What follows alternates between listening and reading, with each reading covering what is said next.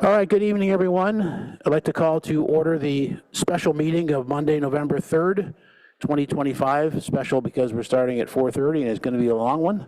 Would the clerk please call the roll? Of course. Mayor Lowing, Present.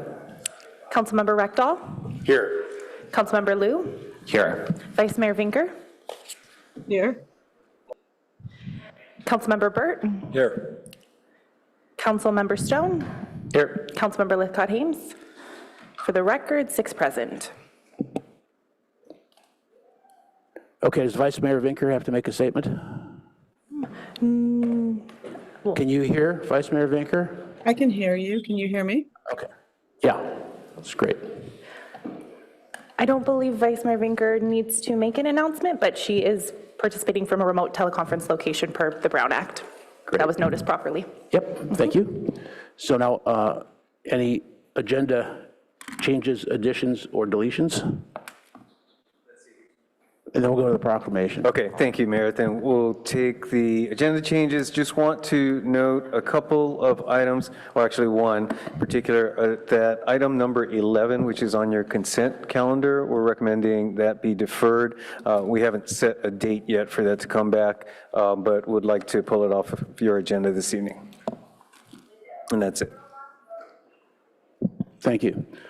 All right, the first official item this week is special orders of the day expressing appreciation for outgoing Fire Chief Geo Blackshire upon his retirement. So I have a proclamation to read if the chief would like to come forward. Just stand up there in case you want to respond.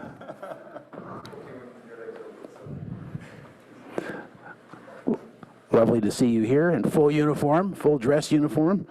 I'm just going to go ahead and read this on this sort of proud moment for the city for all you've done, and somewhat sad moment for the city for the fact that you're leaving us. And some of us think a bit too early, but we know the circumstances of that and are just so happy to have had you be here. So, whereas Fire Chief Geo Blackshire joined the City of Palo Alto Fire Department in October 1997 and has dedicated 28 years to serving the community. Starting as a firefighter, he worked his way through the ranks, spending 7 years as deputy chief, 6 months as interim chief, and then being appointed fire chief in 2019. Whereas Chief Blackshire earned several professional designations along the way, including being recognized as an internationally credentialed fire chief through the Center for Public Safety Excellence and Executive Chief Officer through the International Association of Fire Chiefs. He's also been an active participant in leadership organizations such as the Santa Clara County Fire Chiefs Association, Cal Chiefs Executive Leadership Institute, and the IAFC Diversity Executive Leadership Program, where he is part of the inaugural class focused on advancing diversity and inclusive leadership within the fire service. And whereas Chief Blackshire has been known for leading with heart, collaboration, and vision, when the COVID-19 pandemic brought uncertainty and fear, he showed up every day to lead his department through it. His calm, consistent presence and focus on the wellness of his team and community embodied the kind of strength and optimism that defined his leadership. During this time, the department made major strides in firefighter wellness and safety, expanding its critical incident stress management program into a robust peer support network. And whereas Chief Blackshire oversaw the construction of the award-winning Fire Station 3, initiated the rebuild of Station 4, and secured a $3.7 million FEMA SAFER grant to reopen Fire Station 2. Stations were also retrofitted with modern extractors and washers to reduce exposure to combustion byproducts. And he also reintroduced Engine 64, launched special operations and water rescue programs to improve response in challenging environments, and is bringing in new specialized equipment, such as the Breathing Support Unit Rescue 62. And whereas Chief Blackshire has also focused on strengthening the department's emergency medical services and staffing, initiating plans to expand EMS single role staffing, and implementing modern recruitment tools like HireView to make hiring more accessible and efficient. His leadership deepened collaboration with mutual aid partners and Stanford University, enhancing public safety on and off campus, and coordinating large-scale planning for special events and multi-casualty incidents. And whereas through every initiative, from modernizing infrastructure to advancing diversity and inclusion, Chief Blackshire has helped build a stronger, safer, and more resilient organization. His impact on the Palo Alto Fire Department and the community it serves will be felt for many years to come. Now, therefore, I, Ed Lowing, Mayor of the City of Palo Alto, on behalf of the entire City Council, do hereby extend our deepest gratitude to Fire Chief Geo Blackshire for his 28 years of dedicated service and unwavering commitment to the community. Thank you.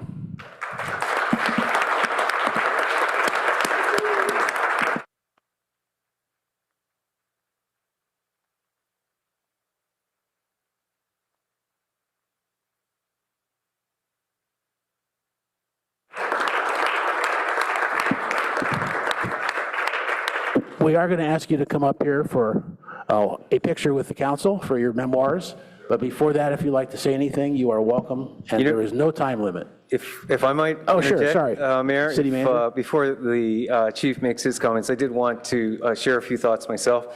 As council knows, I don't normally chime in on special orders, but with Chief Blackshire, I couldn't help myself. But that said, I had to write it down so I minimize the risk of any Lyme incidents for those who might understand that reference. So first off, let me just note that it has been my pleasure to work with Chief Blackshire throughout his term as our fire chief here in Palo Alto, following his competitive selection as fire chief, and prior to that, during his term as interim fire chief. In the years that have followed, I've seen Chief Blackshire lead through budgetary and staffing challenges. You made some reference to those and strategies to overcome those. Difficult choices that were required as a result of those circumstances, as well as rebuilding the department and adapting to new challenges also as described. I personally recall his tireless work during COVID, losing sleep while researching our evolving understanding of what we were dealing with, both in service of the patients that are receiving care from our fire department, as well as for the health and safety of our firefighters and paramedics. He, again, really lost sleep during that period of time, researching and ensuring that both the public as well as our staff were in the best possible circumstances. He recognized also the importance of being a good regional partner, deploying crews to support incidents throughout California whenever necessary and to the extent that we could, as we would hope other communities would in our time of need. But most of all, I think it's the less visible leadership that may be among his most lasting legacy.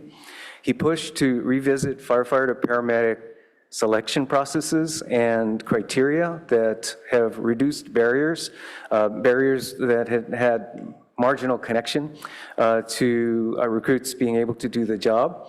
And in so doing has enabled our department to grow with recruits and lateral hires that reflect a wider lens for our community, while also retaining the very highest standards of our hiring.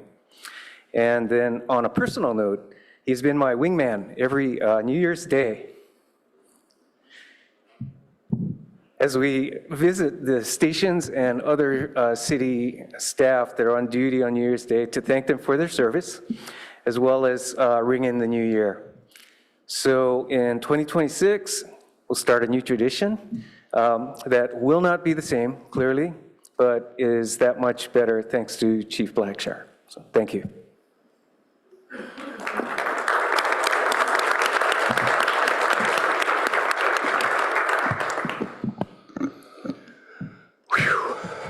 Oh, man.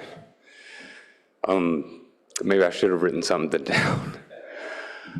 First, I want to thank Chief Lindsay for giving me permission to wear my suit, my Class A uniform in front of you, out of respect. I felt it was appropriate attire.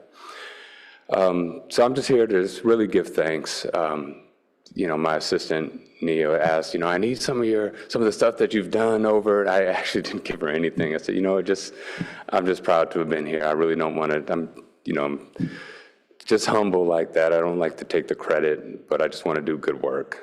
But I do want to thank the council for your support, for challenging us, and for your trust, and for your engagement, and your leadership.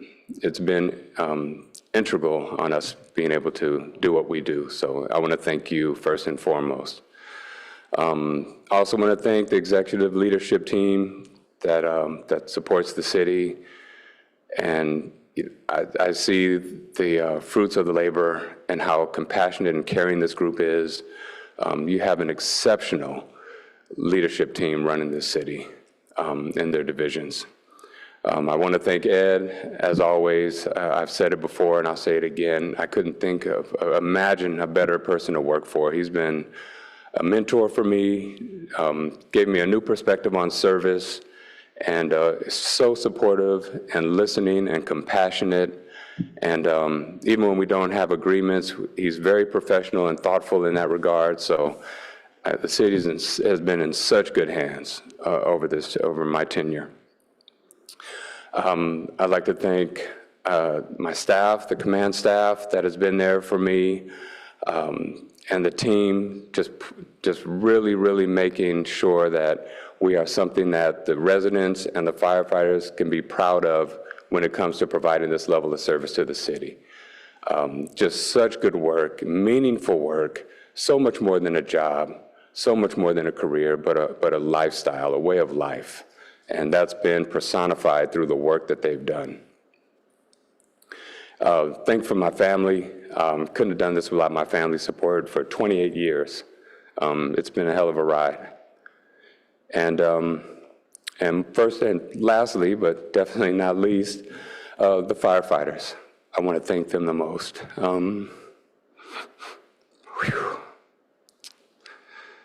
They're the boots on the ground. I have my Google notifications on, so whenever something goes on that says Palo Alto Fire Department, anything, and I get these notifications over and over again, and it's rarely about me. It's about them.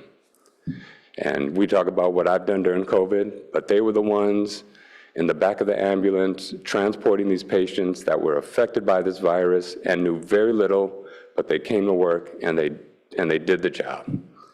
And with all the budget cuts, with all the changes, when we've gone up and down, they never wavered and they came to work and they did the job. So that's who I really want to thank.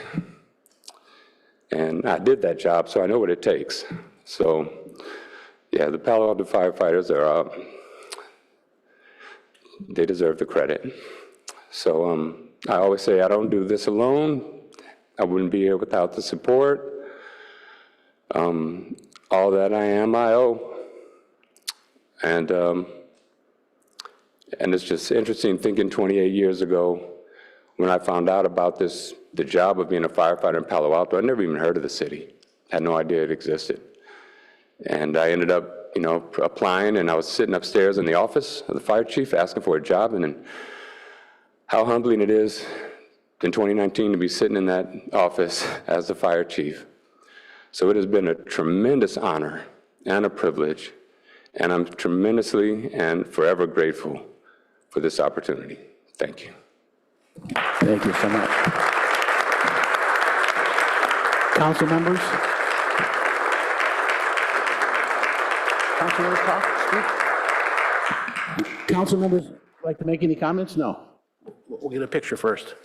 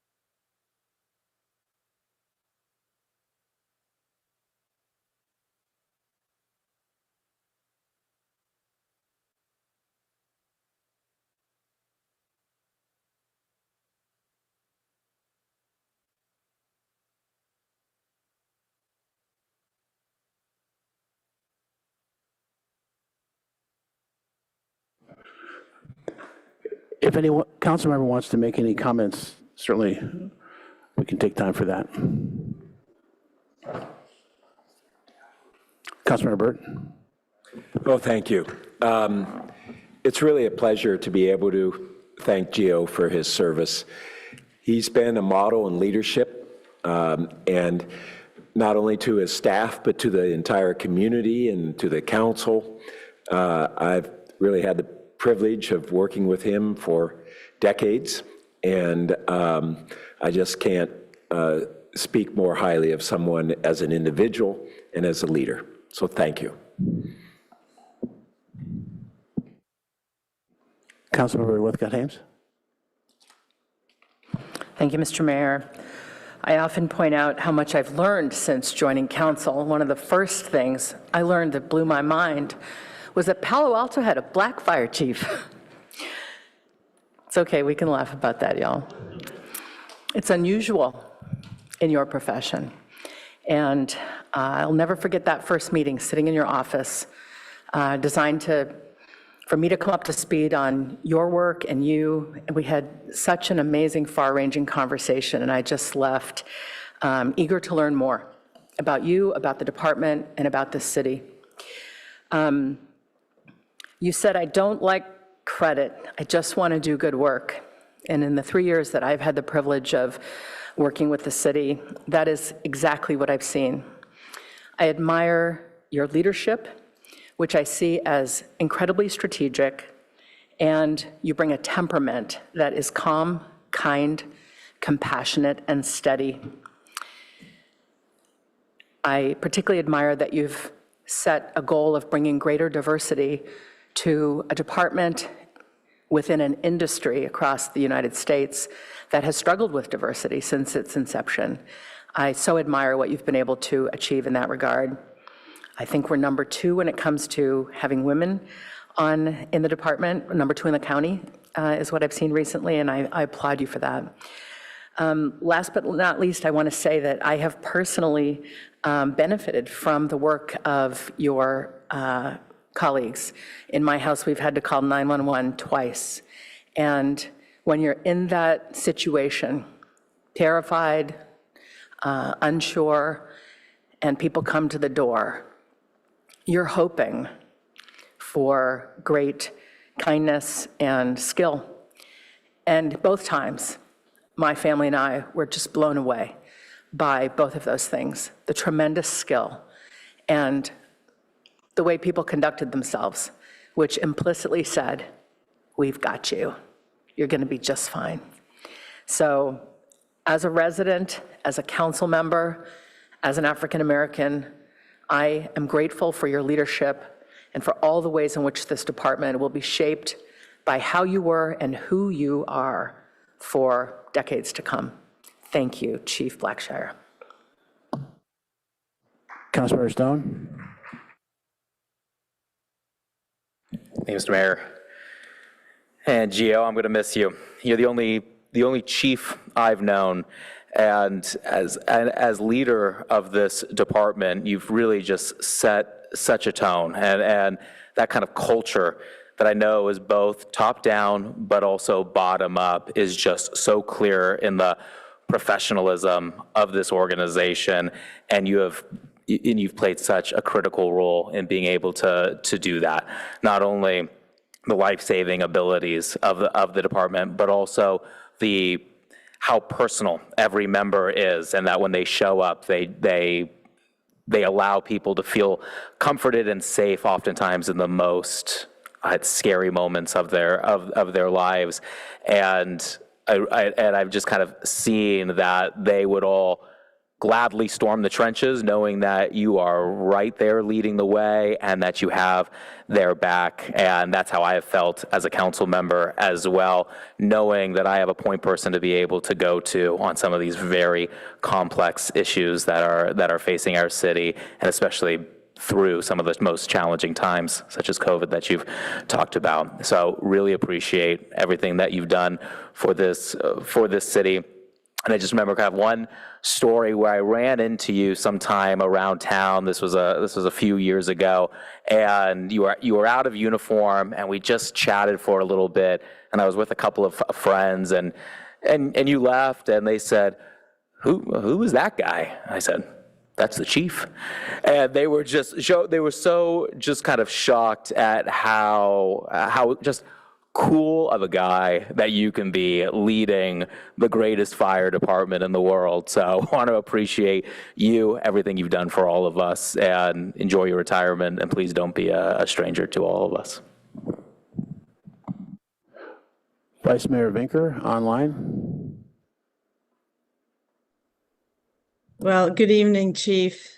And I'm so sorry I can't be there in person with you, but I was delighted to be there at the recent celebration at an area restaurant for you, and was really touched but not surprised by the outpouring of respect and regard that we heard from those with whom you served, those who mentored you, those who were under your command. It was really quite amazing.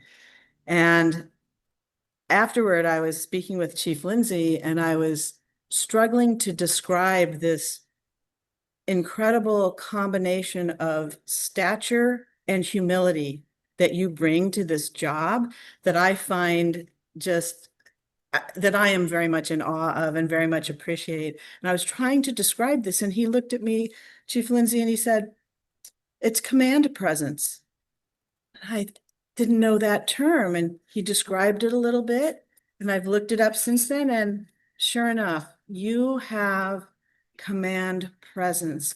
You make us all feel comfortable because you are in charge, but you do it with a humility and a certainty and a competence that is just tremendous. And so I just want to thank you for all you've done for our city. And I am privileged that I got to be on council during your tenure. So thank you. Councilmember Liu. Thank you. And Chief Blackshire, after so much amazing praise, there's still so much to say, and it's hard to capture. You lead by example, you exude openness and leadership. You've brought the fire department to every neighborhood in Palo Alto, touched and hopefully inspired many kids to become firefighters, and just outreached at many really any range of community concern. You've brought that confidence and openness and stability and peace to people. Most importantly, you and your team have touched directly the lives of many thousands of Palo Altans, and on all of their behalf, I want to say thank you. Councilmember Rectal. Thank you, Chief. We're going to miss you. You've done such a wonderful job. That you've led with excellence, you led with class, and we appreciate that. I'll miss working with you. Your firefighters will miss you, and the city will miss you. So thanks again. A great leader is leaving the building. I don't feel quite ready, but I'm really glad that all my colleagues captured all of your dimensions, and especially emphasized the personal dimension of just what a human being you are. And just in terms of being, kind and use gentle humor and are always accessible. And that combination, along with, your role as chief, it's just been insurmountable, perhaps. But we miss you, but we're going to wish you well. So thanks very much.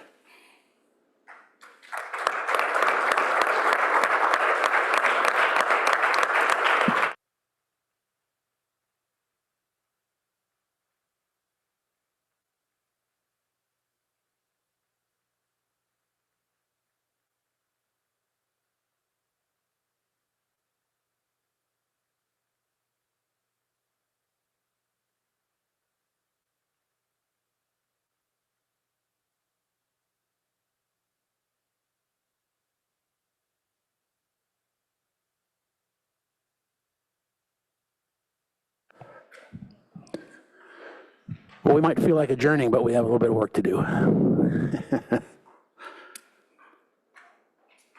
So we'll now turn to public comment. How many speakers are there tonight? Mayor, we have 8 requests to speak. Okay, we'll stay with the normal 3 minute. All right, our first speaker is Fen T. And just a reminder to those speaking for public comment, the timer is on the public podium as well as on the screen. So please be mindful of the 3 minutes. Thank you.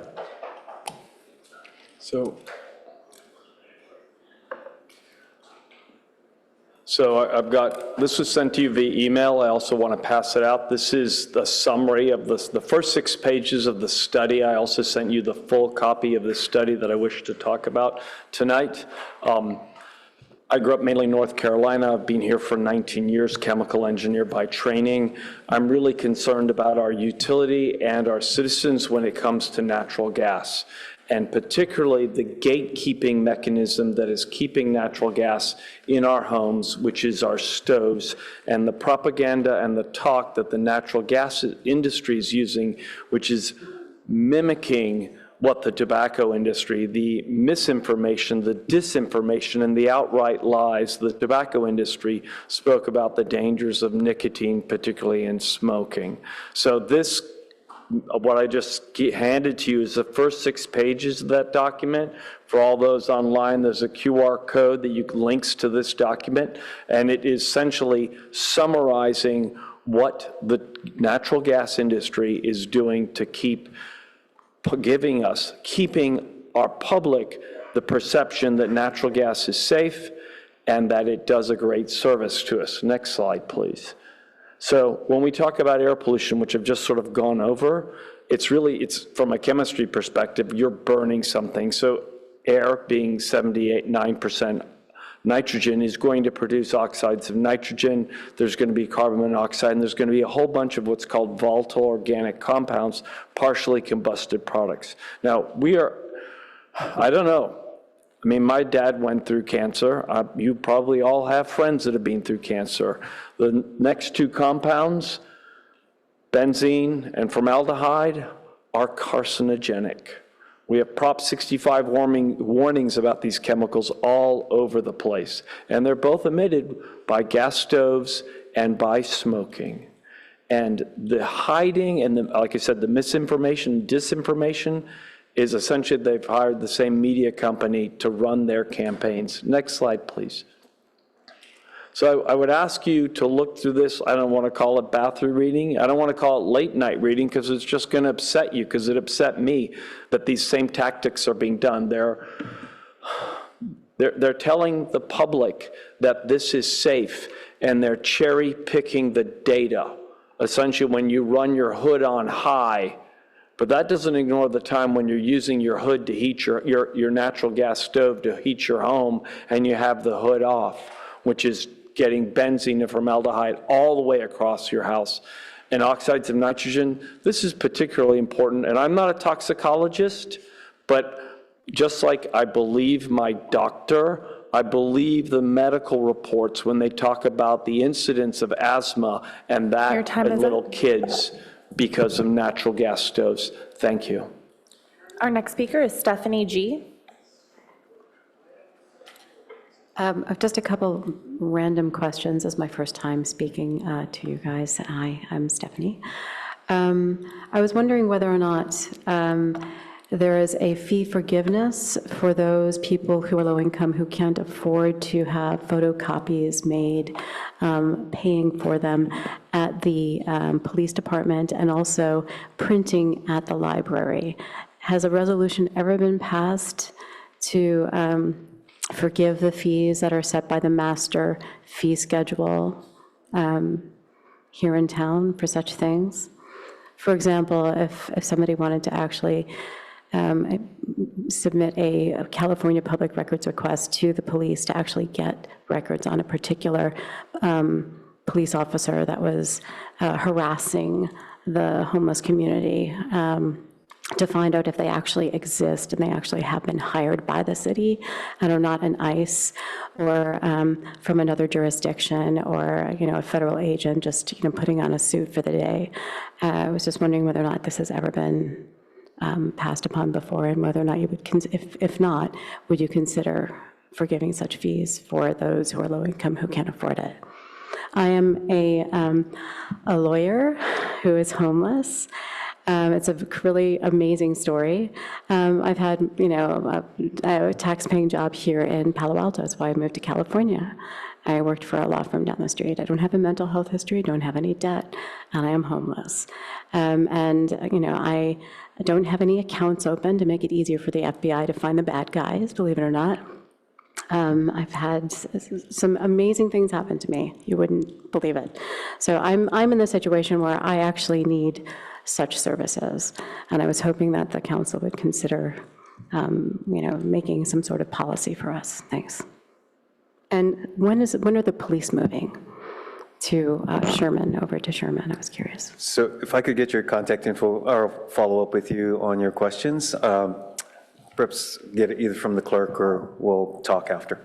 Thank you. I think I have it on the sheet. I submitted it. So thank you.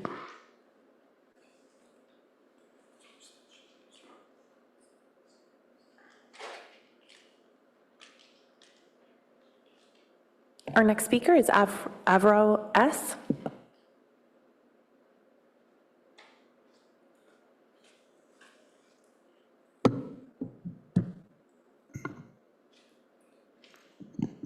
Sorry.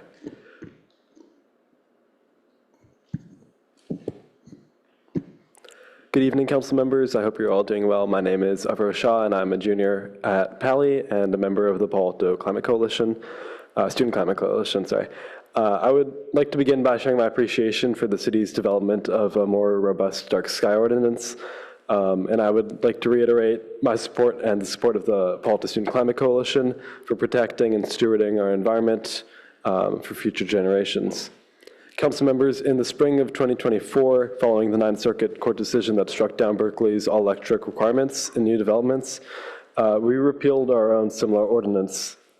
And in the ensuing year and a half, Palo Alto's attempts to curb natural gas, especially in households, have been unique in principle, but flimsy in practice. The heat pump water heater rebate incentive project, while very unique and almost the first of its kind, they have consistently landed far from target numbers. And while we've heard positive feedback from people regarding the rebate, the one-size-fits-all model simply does not work if we hope to substantially accelerate electrifications. I feel that it is time that we do more to transition towards electric, especially in single-family home residences, where many people simply do not know the impacts of natural gas and the benefits of electrification. To share a small anecdote, over the summer in 2024, I tabled at the city's Municipal Service Center open house at 350, and I will never forget a conversation I had with the family. We were asking people the difference between electric and natural gas, and when Mom told me, well, natural gas has the word natural in it, so it must be better. And as someone who's studied the strategies that the AGA has employed to convince and really trick people into thinking that natural gas is the perfect and safe energy source, I was a little bit shocked because this is the first time I had seen that misinformation materialize in a Palo Alto resident. And I would like to urge the city to do more to educate its residents on these really concerning impacts of natural gas, which you heard from Sven earlier on.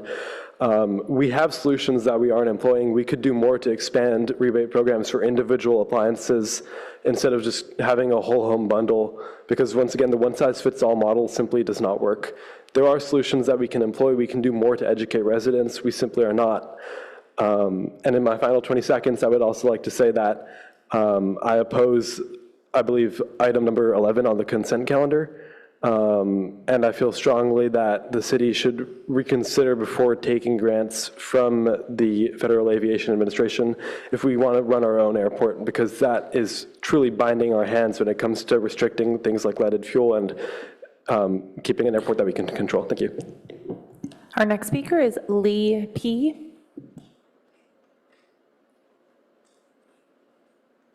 Good evening, Council. Currently, PAC Palo Alto Community Child Care serves more than 800 children per day through infancy to 5th grade. 40% of our infants, toddlers, and preschoolers are subsidized. That's a significant growth over the last few years. 15% of our after-school children are subsidized. Last week was a scary week, not only for our families, but really called to a moral objective that I felt I needed to conquer. On Thursday, I was sitting at my desk thinking about what's happening with the SNAP program. It was my sincere hope that on Thursday, we would have received messages that said there was a resolution to ensure that our children have the primary access they needed for something as simple as food. As that evening, I hit the phones, I went out to my network, and we made good things happen. The SNAP program lapsed on Saturday, and over 100 children served by PAC were without food benefits. This weekend, we are at the point where we were prepared today to pass out 100 grocery gift cards to the families who needed it the most, while also promoting food closets, food banks, and other resources for our subsidized families. Although there's been some movement today, and I'm trying to keep up with what's happening in the news, we also have to remember that these vulnerable families are also dealing with the inflation of about 3% for food costs over last year. This emergency action that PAC has done will feed a family for approximately 1 week. And we have put in ongoing efforts to ensure that we can fully fund what they're missing from their SNAP benefits with the 50% proposal out. I want to thank Grocery Outlet on Alma. They have offered to be our main source of resources to these families, and are helping us with the development of the grocery cards, et cetera, to support families. PAC hit its fundraising goal. I did that in about 12 hours of $5,000 so that those 100 gift cards could be purchased. In addition, PAC's board of directors resolved this weekend. Your time is up. We're going to make this happen until they're fully funded again. Our next speaker is Lori G.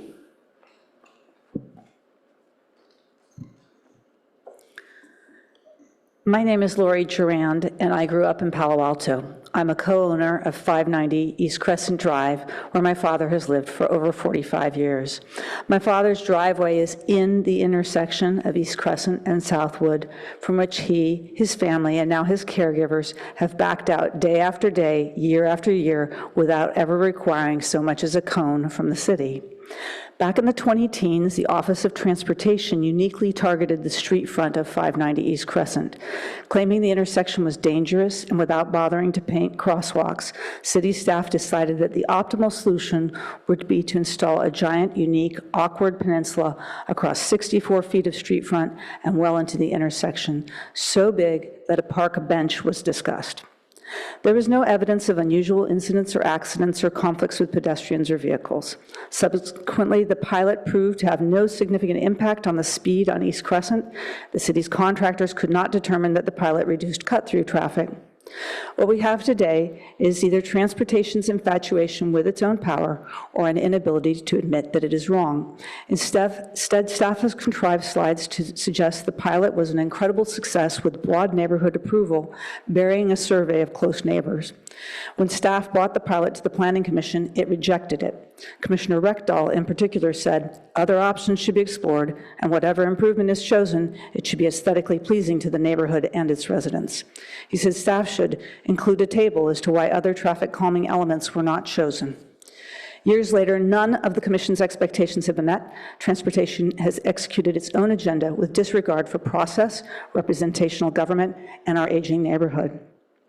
In the more than 3 years this one-year pilot was supposed to exist, transportation staff, commissioners, and council members have turned over, each person sharing periodic fractional responsibility for this canker. Yet since the pilot was installed, every single day, one person has had to circumnavigate it: my disabled 88-year-old father. Honestly, it feels like Palo Alto's staff have been callously hoping to outlast him. I am here to respectfully request that before the end of 2025, the city remove the curb extension, first from the intersection and second from further biased exploration or consideration by staff. City staff should serve the community, not attempt to outmaneuver the elderly, evade the Planning Commission, and outsmart the City Council. Given the lack of substantiation behind its purpose, the data showing that the pilot has failed to produce improvements, the myriad of unconsidered alternatives, and the misdirection of staff, it is time for council to bring this blight and aimless waste of time, energy, and money to an end. Thank you. Our next speaker is Nancy E.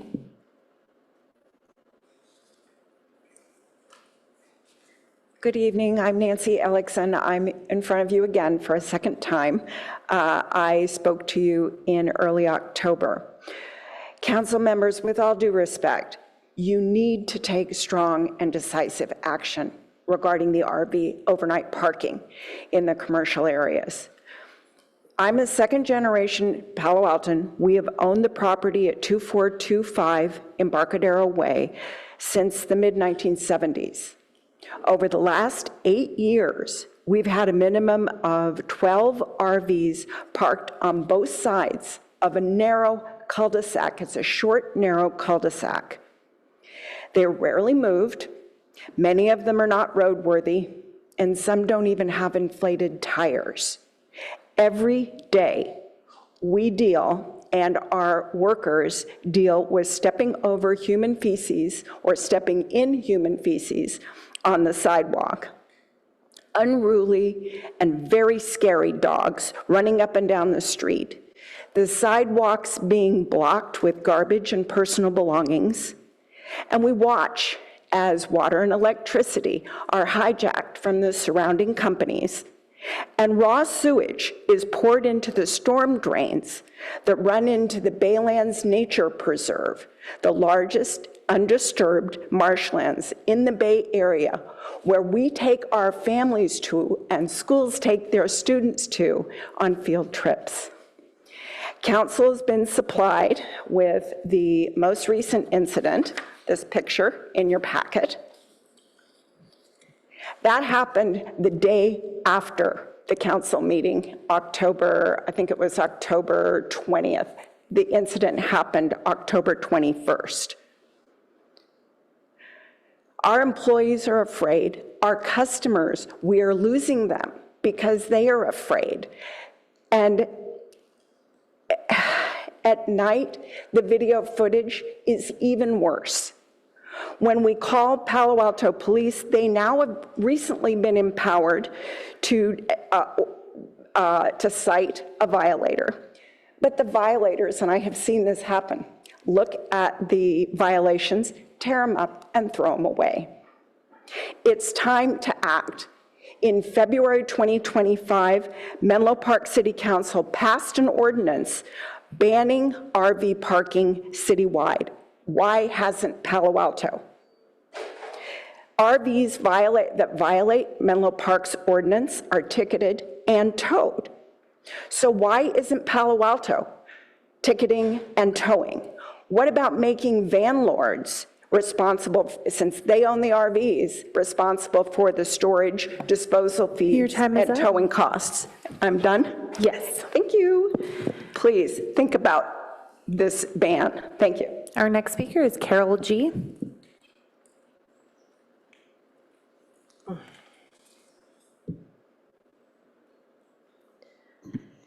Greetings, City Council members and community at large. My name is Carol Garston. I'm the founder and producer of Third Thursday California Avenue Music Festival. As you may be aware, the music festival has been canceled by the city manager. was delighted to have the Palo Alto Chamber Foundation as a fiscal sponsor on a handshake agreement for about 2.5 years. And after I asked the Chamber Foundation to have a formalized agreement with me, so we all knew exactly what we were doing, they said no. So I started looking for a new fiscal sponsor. I asked the city if they would do a bridge sponsorship to keep this community event going, this treasured community event. And that's not happening. So I decided that I really wanted to go and see what kind of support I had amongst the businesses on Cal Ave. And I went around and I wrote this petition and had it signed by 31 out of the 35 businesses that I countered. The other ones were away and not able to be reached, but more will be added to this list. So I'd like to read you this petition. Petition in support of Carol Garston, producer of the Third Thursday California Avenue Music Festival. We, the undersigned residents, business owners, artists, and community members of Palo Alto and the surrounding areas express our strong support of Carol Garston as the producer of the Third Thursday California Avenue Music Festival. Since its inception in May of 2023, the Third Thursday Festival has become a vibrant monthly gathering that brings people together through live music, art, and community spirit. Under Carol's leadership and creative vision, the festival has revitalized the California Avenue with free, family-friendly live music and cultural programming, provided a performance platform for local and regional musicians and dancers, strengthened relationships among local businesses, nonprofits, City of Palo Alto departments, residents, and visitors, promoted inclusivity, joy, and civic pride through the arts, significantly increased foot traffic exposure and therefore the opportunity for increased sales during and after the event. Carol's longstanding dedication to promote the local musicians and proven track record of producing successful cultural events demonstrates she is uniquely qualified to continue leading this beloved festival. Her work not only supports the creative economy, but also enriches the city's cultural landscape in ways that align with Palo Alto's community values. We believe that consistent visionary leadership is essential for the continued success of Third Thursday California Avenue Music Festival, and we therefore urge the city leaders, sponsors, and partners to affirm their support for Carol Garston as the ongoing producer of this treasured community event. And it's undersigned by 31 California Avenue business owners. I don't have enough time to read them, but I will be sending this complete list and the growing list to the City Council forward. Thank you so much for your support. Our next speaker is Wilson F.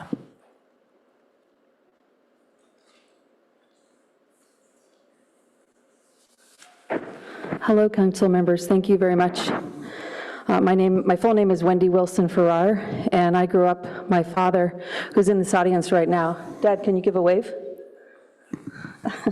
I'm very proud of my dad. He's 91. And he was a town selectman when I was growing up. So I understand the importance of what you do and the time that you put into it. So I want to say an earnest thank you. I read an article in the Palo Alto Online regarding Third Thursday. And we have attended Third Thursday. I got my father out there. He danced. I got a lot of community people out there. So I wanted to follow up with a community member's perspective on it and the letter that I wrote to Palo Alto Online and also to you as well. You should have it in your packets. Carol Garston has done a brilliant job of bringing into reality Third Thursday and growing it. Speaking of jobs, I can't help but keep thinking of Steve Jobs, who created Apple Computer, only to be kicked out later after he was deemed difficult to work with. And we all know, or should, how that turned out. Apple Computer came frightfully close to going out of business, and the only one who could save it was Jobs himself. Indeed, Carol is uniquely qualified. Well, they brought Steve Jobs back, they let him run it, and he saved Apple. And the rest is history, as many of you probably have Apple equipments and phones and so forth. So let us save ourselves all of the trouble and peril and hold on to the creator, Carol Garston, where we can. I would greatly appreciate it if Mr. Shikata and Ms. Lithcott-Hames, who were referenced in the article, would work to that end. Keep Third Thursday with Carol Garston and help her to work with those that were aggrieved.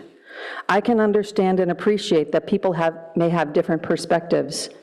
Ending at 8 p.m., for example. These things need to be worked through and while I don't know all the details, I do know that what Carol Garston has done is nothing short of Herculean. Even Hercules has his limits, and everyone does too. Only so many hours in a day. So this is a time when we should be helping Carol in her efforts, not thwarting them. Please, council members, rise up to the challenge and lead with love and with wisdom. Clearly, Carol wants to keep doing it, and we want her to keep doing it. It is her energy, it is her talent, it is her vision that keeps us coming back to Third Thursday. She is what we need and whom we want. Third Thursday is a wonderful event that brings people together in joy and music and movement, including my father, whom I introduced, my nephew who lives in Oakland, and my sister from Los Altos, among others, a friend in the crowd. Please let it be part of your legacy, one of diplomacy, where we keep Carol and we make store owners happier. You can do it. Your time is up. Thank you very much. Our next speaker is Roger Smith, or Roger S.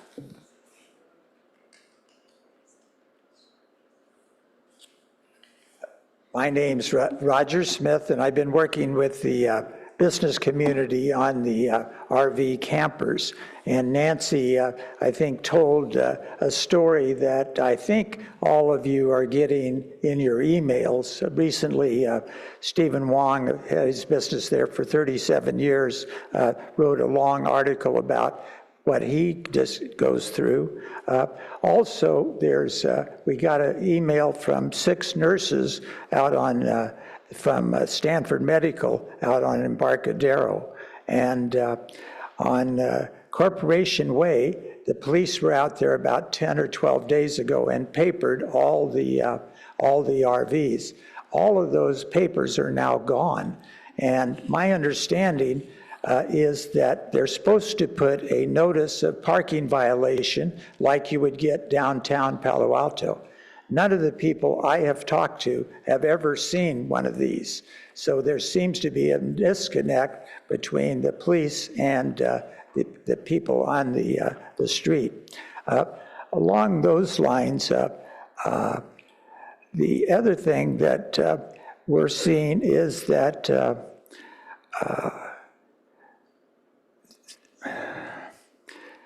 there's just a really feeling of abandonment. And you talk to some of these people, this is a 15-year-old problem. And so one of the things that we've given a lot of thought through, we're going to spend, I understand, about $5.6 million on 200 households. I went to see the police chief today, and there was a man right around the corner as you go in the police office, an older man sleeping in a sleeping bag. And I got to thinking, wait a minute, we're going to spend $5.6 million for this 200 people? What about those people that are having a real need? So I would request $5.6 million for that. The other thing, we're going to have an ad hoc committee, I understand, and I think the public would like to know when that comes, who's going to be on that, and when will we be hearing from them. This is an enormous problem, and a lot of thought needs to begin to get into it. But I think the business community, who has a very small voice in our town, that they really deserve action. So thank you for all your hard work. That concludes public comment on items not on the agenda. Okay, thank you. Now we move to council member questions, comments, and announcements. Councilmember Lithcott-Ames. Thank you, Mr. Mayor. Just to piggyback on what Ms. Fab has already mentioned in public comment, I want to commend her and PAC for really rising to the occasion in response to federal cuts to SNAP funding. I wanted to add that a number of people have been trying to pull together resources, and my pastor, Coloma A. Smith of University Amy Zion Church, working with Lee and many others in our community, has put together a document, a Google Doc, that aggregates the various supports a food insecure person can receive, whether in Palo Alto, East Palo Alto, Mountain View, Menlo Park, Redwood City, or Sunnyvale. It is a Google Doc, and I encourage anyone who is interested in this information personally, where can you get free groceries, where can you get ready-to-eat meals, where specifically are senior and adult programs, where are school and youth sites, or if you want to help by donating or volunteering, check this document out. I've linked it off my website, julieforpaloalto.com. It's the very first thing you'll see there. If you go to julieforpaloalto.com, click that link, share that document. I think we're often unaware of the extent to which people in our own community are experiencing food insecurity, particularly in a community as well off as ours tends to be. So anyone who can hear my voice, you probably know somebody without realizing it who could use this help. So please find that document and distribute it. Thank you.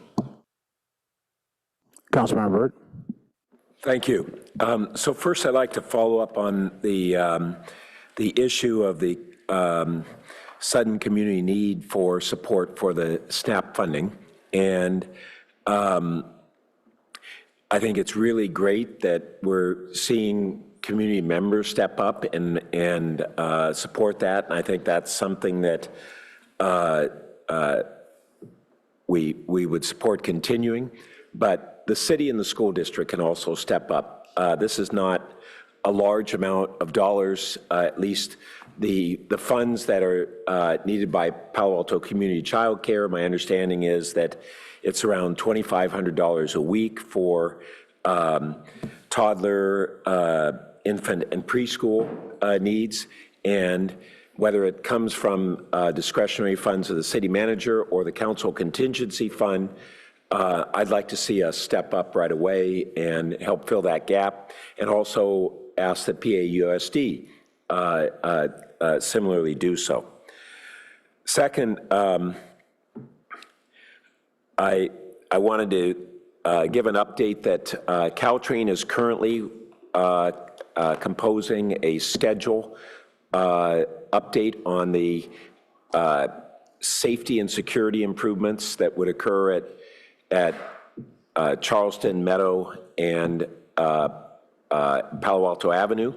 And I expect to have that within a week, and we would be able to provide that to the community. I know that that's something that's important to track watch people and others in the community to get an update on when those physical improvements will occur. I know that Caltrain is really treating this as a high priority and is breaking down kind of normal purchasing barriers, shipment delays and the like to get this done quickly. Second, as many of you know, we had last week essentially a week-long charrette by the Urban Land Institute to look at their ideas for improvement to the University Avenue Intermodal Station. We received the report, and it had a lot of good ideas. It also had recommendations that really were based on not understanding certain limits on the context, but it was a very useful exercise, and on November 18th, the VTA Ad Hoc Committee will be receiving a presentation on those recommendations and talking about which of them we want to embrace and move forward on, and particularly the ones that we can do in the near term rather than the long term. And then lastly, I wanted to share that the Metropolitan Transportation Commission had essentially a two-day workshop retreat, and a lot of the focus was on the discretionary funding that MTC distributes throughout the region that's been focused on what they're now calling transit-oriented communities. There were priority development areas and transit-oriented development, and now it's being described as transit-oriented communities, which I think is a better descriptor. Aside from really the debate going on with the MTC board on how to allocate those funds, on what basis, and the scoring system to do so, one of the things that emerged is that over the last 10, 15 years, we've had a significant growth in the proportion of new development, particular housing development, that has been in those transit-oriented areas. And at the same time, up until COVID, we were seeing a slight decline in transit use. And so I've really pushed MTC to try to reflect and figure out why there's a disconnect between the theory and the outcomes. And Palo Alto really is a model in some of the alternative approaches that complement the transit-oriented development, not replace it, through our extensive use of transit passes. For example, Palo Alto and Stanford together provide about 75% of all the Caltrain Go passes. And the whole other myriad of approaches that have been done by the Stanford Research Park TMA, our own city that is now a leader, not only was providing Caltrain Go passes, but now the Bay Pass. And I just want to say that Palo Alto's participation in the Bay Pass program for city employees has gotten real attention at MTC, and they are treating it as a model. So all of those things together I want to share because they're very important to how we're planning to have both our transit-oriented development around SB 79 requirements, but also to achieve the real outcomes that we're trying to have as a result of that. So thank you. Vice Mayor Vinker. Thank you, Mr. Mayor, and good evening. And it is evening here. It's about 10:30 at night. Just wanted to report, and all of a sudden it got noisy. It was not noisy before. I just wanted to report that I'm joining you from Rio de Janeiro, Brazil, where I am representing Mayor Lowing and the city at the C40 Cities World Mayors Climate Summit. If you're not familiar with C40 Cities, it's a collection of cities throughout the world that are powering global climate action through the collective strength of cities. So not necessarily relying on national governments. And but I'm here as part of the Bay Area Air District delegation, so it's not costing Palo Alto a penny. But it is quite interesting. The second largest delegation here in Brazil, other than Brazilians, are United States cities. So that's quite nice. And in fact, I ran into Senator Becker this evening down here. But what I wanted to mention is there's sort of a vibe or a sense here that I hadn't really encountered before, but it does make sense. There's obviously, there's a real frustration with the current federal administration in the United States, and that was expressed by various mayors.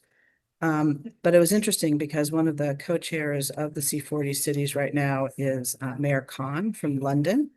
And when he was giving the opening address, he expressed some frustration, but he asked all of the American delegates to raise their hands and asked all the conference attendees to join him in thanking us for being here.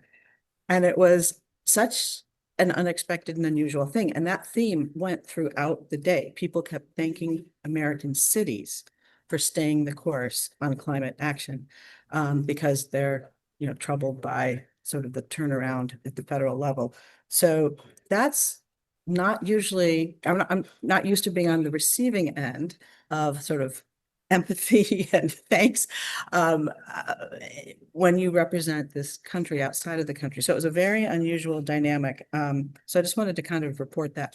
We'll be here for a few more days with this conference, and then next week I'll be in Belém at the United Nations Climate Conference.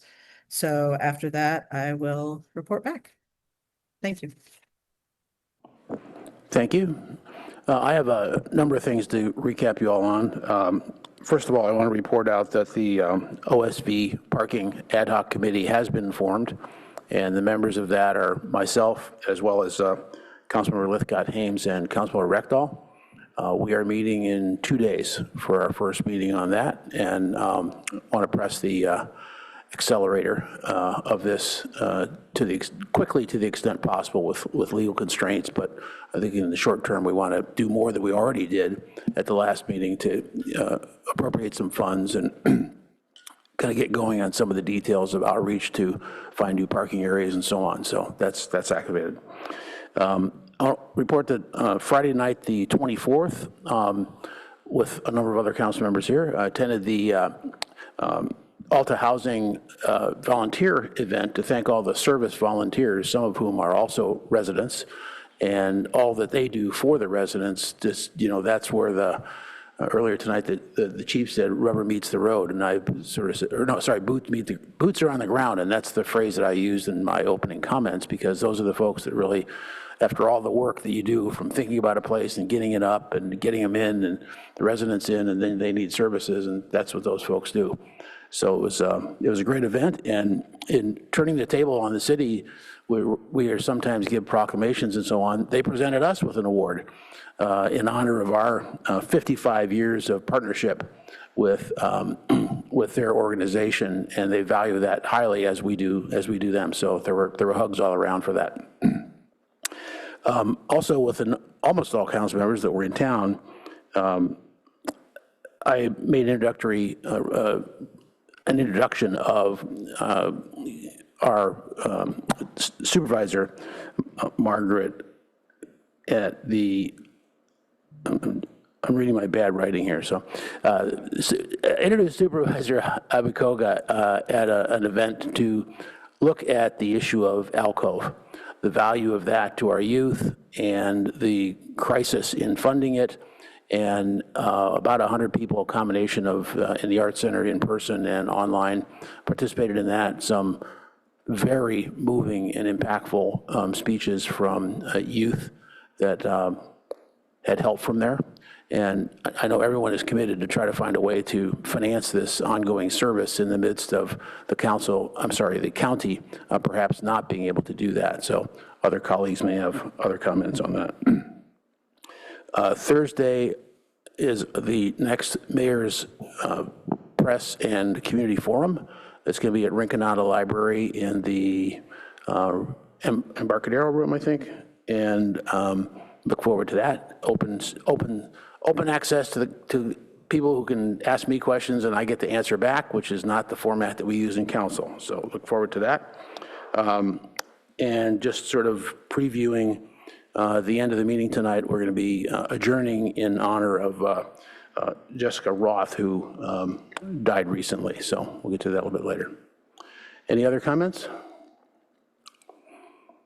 Okay. We now move to the first action item, which is item number 2, three reports on city and community wildfire protection and others.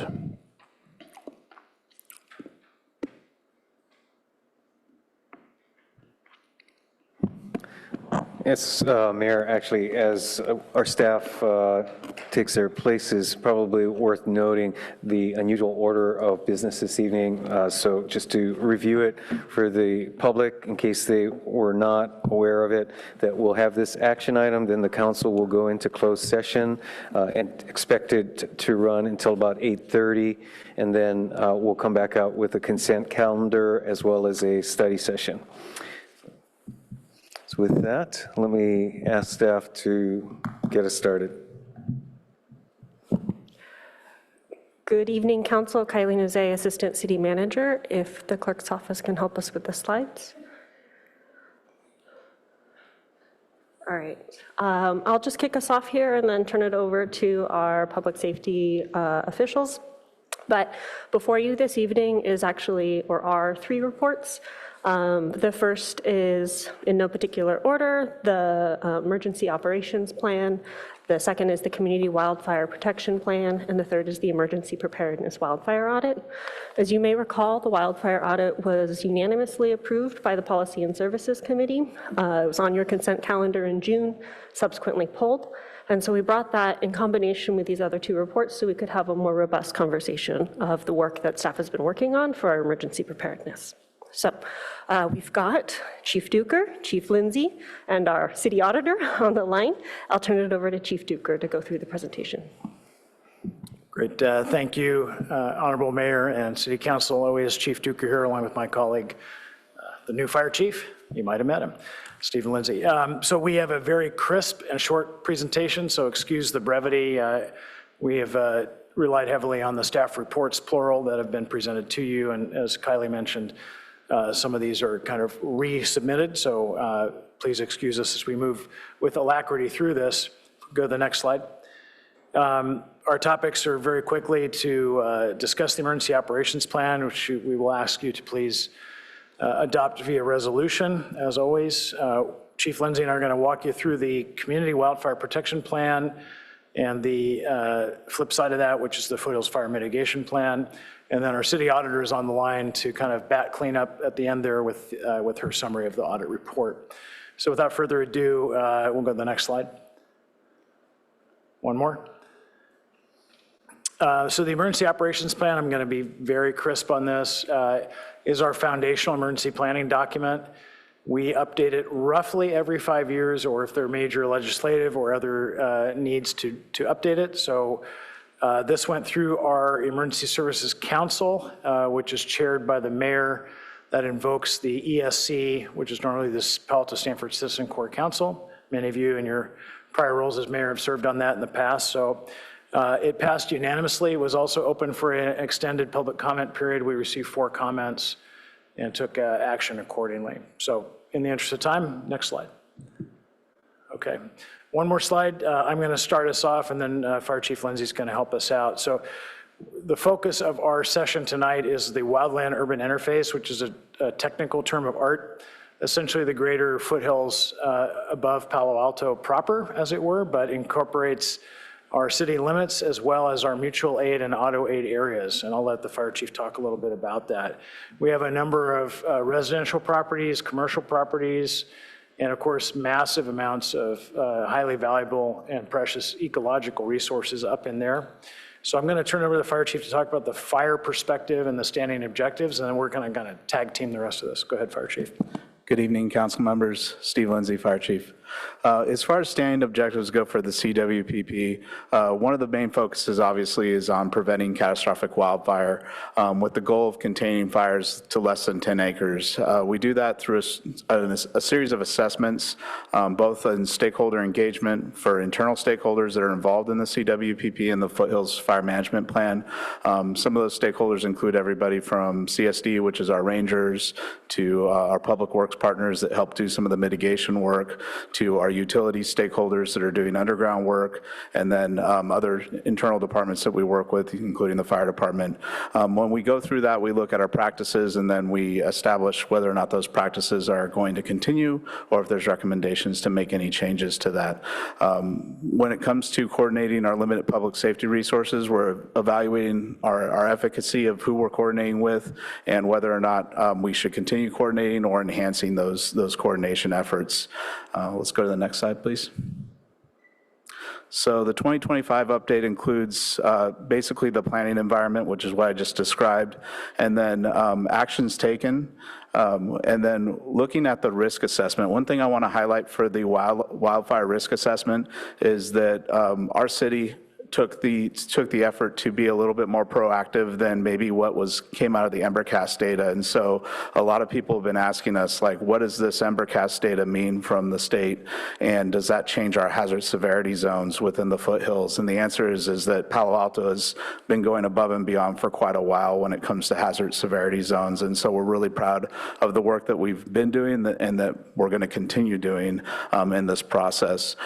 Some of the things in the hazard severity zones that we've been doing prior to the Embercast data that we'll continue doing is the hazardous home fuel reduction inspections. So our fire engines go up into the foothills and they inspect approximately 130 homes up in the foothills, and they make recommendations to the homeowners of fuel reduction efforts that they can make up there. And so that's something that we do, and that is also training for our crews that would be responding up into those foothills, because they're getting what's called district familiarization, where they're familiarizing themselves themselves with the wildfire district and what types of augmentations to their response strategy they might make for each individual property up there. And then in the CWPP, we really identify the fuel treatment standards and methods and identify areas where we can do hazardous fuel reduction, both along the roadside and then also within some of our open spaces, including the Foothills Park, where there are some areas prescribed for like shaded fuel breaks and such to slow down the potential spread of catastrophic wildfire. Next slide, please. In this slide here, you'll see some of the treatment methods and fuel reduction, everything from defensible space, which is the types of inspections that our fire crews do every season prior to fire season, to some of the mechanical work, which is what our both our vendors that we hire through through the Fire Safe Council, but also our Foothills Rangers do a lot of mechanical disking and fuel reduction, and then some of these other ones in here are other methods that we can explore. One thing to highlight here is that we all have a responsibility in hazardous fuel reduction, both as an agency, but also as homeowners and property owners, to be good stewards of the land and to reduce our fuels. Next slide, please. Some things that are discussed is the constraints. Our evacuation routes are something that comes front of mind for me when we're looking at our foothills. We all know that we have only a few roads to really get out of the foothills and come down into the city. And in those, we have to do what's called hazardous fuel reduction. And so in this plan, it looks at our hazardous fuel reduction and how do we remove the fuel from the side of the roads. One thing that we know is that cars tend to be a source of ignition, unfortunately, in any sort of wildland-urban interface, along with other human-caused things such as yard work, et cetera. But having clearance along the roadsides makes a very big difference in the chances of a car fire actually igniting into the WUI. And so a lot of the good work that you'll see as you drive up Page Mill Road and Arrastadero and some of the other areas is fuel reduction. And that's something that we'll continue to be doing, that we've been doing in the CWPP. I think I'll just add, in the interest of brevity, that and we have a lot of things in the staff report that we won't have time to go into in this staff presentation, but no one agency can do this alone. If we do an excellent job of fuel reduction and our neighbors do not, it will be very marginal and not complete. So there's a lot of behind-the-scenes coordination. Chief Lindsay mentioned the Fire Safe Council, which is a statewide best practice and a nonprofit. They are, on the one hand, a grant clearinghouse, if you will, and on the other hand, a source of emerging best practices, including for technology, and I'll touch on that on a later slide. In fact, if we could advance the slide, please. That's a good segue. So technology is one of our big efforts. We provided a study session to council back in 2021 or 2022, where we are starting kind of nascent efforts, and I'm pleased to report that we have deployed a number of 50 of the N5 wildland smoke sensors in cooperation with Stanford University and the Woodside Fire Protection District, which covers unincorporated parts of San Mateo County, the town of Portola Valley, and the town of Woodside, in partner with us because that is our shared wildland urban interface. There's also, as most of you know, a very robust and growing publicly accessible camera network called Alert California. It's alertcalifornia.org. And then, as directed by the Finance Committee, the police department is looking at the deployment of UAS drones, which will be shared among the various public safety agencies, especially for red flag and other high fire conditions where we're going to pre-plan essentially sniffing missions. So cameras will be part of it, but actually we'll be flying sensor packages as well. If you've looked at the latest news out of the tragic Palisades fire, that was a rekindling of hotspots, and their after action calls now for flying drones after a WUI fire. So some of the many things we're looking at, but the bottom line there says anything that we do requires a multi-agency, multidisciplinary approach, and that is our joint commander's intent as we move forward. Next slide. So our wildfire posture, so we'll talk a little bit about that. Posture means our ability and readiness to respond and what position we're in. When it comes to our position right now, Palo Alto is in agreement with the Santa Clara County Fire Department and Los Altos Hills Fire Protection District to cover Fire Station 8. We alternate between 2 different months. So Fire Station 8 is, for those of you that don't know or maybe watching, is up at the top of Foothills Park at a very good vantage point with a really good view over both the Palo Alto and Stanford properties and then also our foothills. We cover that area starting in June and usually through about the end of October. Sometimes we do extend it into November. What that means for the residents in the community is that you have a Type 3, which is a 4-wheel drive fire engine that is staffed up there on the peak hours, which is usually from 8 a.m. till about 8 p.m. During the peak heat waves where we're at the highest risk for an ignition and a fire spread during wildfire season, which I say that term carefully because it is a year-round situation now. But we did recently close Fire Station 8 for the season for now, but we're going to monitor the conditions based on the last rains and the fuel moisture. It's a decision that's made across agencies, and we have conversations about it. If we get a dry spell, we will reopen it. As far as the local responsibility areas, state responsibility, and mutual threat zones, so that's an area where we always are reviewing to make sure if we are responding to a call, is this potentially affecting what's called the mutual threat zone, an area where CAL FIRE may or may not come in to come help us, support us. And we articulate over the radio, on our radio reports as a first-in officer, what it's threatening, what the fire is threatening, what its rate of spread is, and what type of involvement there is. And that will indicate whether or not we get a CAL FIRE response. And then obviously, if there is lives at stake, that's another reason why they would come in as well. So that's one of the assessments for the mutual threat zone. If I could just add on, we have our utilities director here. I just, on behalf of public safety, want to commend the UAC and the utilities department for the proactive stance that they've taken in undergrounding the electric utilities and also extending fiber optics to the greater foothills, which will aid us greatly in our future technology and detection efforts. So next slide. All right, we're over to the city auditor. Next slide, and over to you, Kate. Thank you. Good evening, council members. Kate Murdoch, City Auditor. I want to start by thanking city management and staff for their assistance and collaboration in conducting this audit, which spanned multiple departments, as you just saw, and many programs. The objective of the audit was to determine whether the city is working to prevent wildfires and if the city is adequately prepared to respond to wildfires as part of the city's emergency management plan. The audit had 2 findings. First, we found that the city has made significant investments in and has strong programs aimed to prevent and mitigate wildfire risks, but there are some areas for improvement, including enhancing community outreach and engagement. Since management just spoke about many of the efforts the city is undertaking, I'll just highlight a few of the audit's recommendations. We recommend the better tracking and monitoring of WUI property violations to enhance enforcement, formalizing the contract with CAL FIRE, and better coordinating education and outreach efforts between OES, fire, and the utility. Our second finding is in relation to the city emergency response plans. We found that the city has a strong emergency response plan, but should consider possible improvements to evacuation planning, training, implementation of after-action report recommendations, and communication efforts. We recommend the city formally track and monitor findings and recommendations identified during training exercises and after-action reports, increase resident registration in the county's emergency alerting system, and improve access, tracking, and monitoring of mutual aid agreements, expiration dates, and key contacts for ease of use in emergency situations. So management agreed with most of our findings. Appreciate the time, and I will pass it back to management.